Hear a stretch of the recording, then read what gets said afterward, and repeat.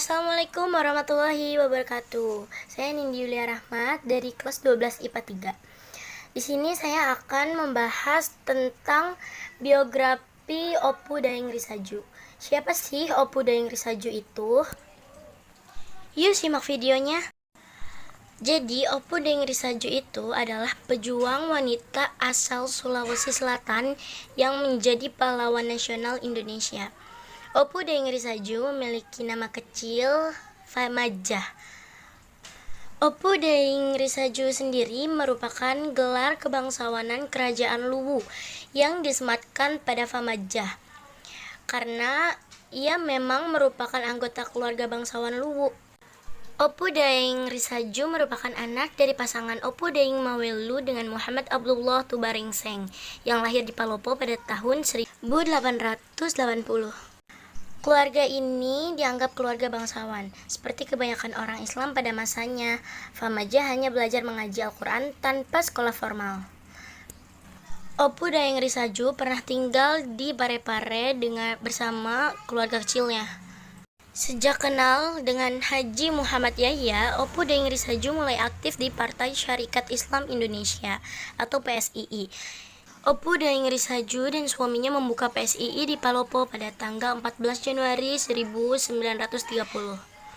Nah, dari sinilah perjuangan Opu Daeng Risaju dimulai.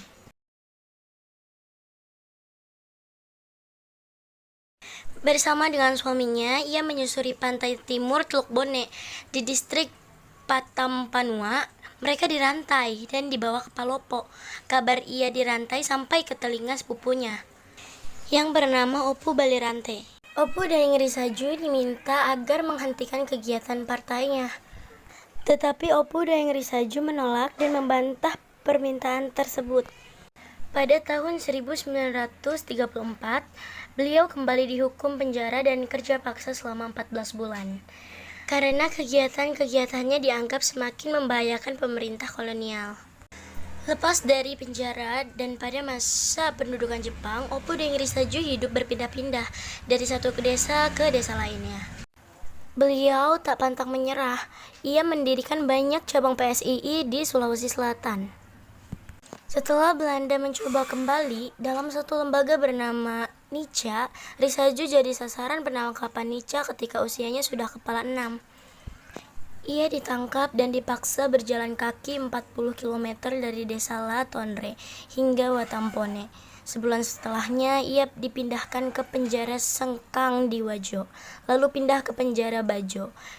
Dia dibebaskan setelah tuli karena siksaan. Meski sudah usia nenek, Opu Daeng Risaju dari Tanah Luwu berani menanggung siksaan Nica demi mengamalkan amar ma'ruf nahi mungkar. Dan Opu Daeng Risaju juga berani melawan kolonialisme selama separuh terakhir usianya dan disiksa oleh Nica pada umur 60-an tahun.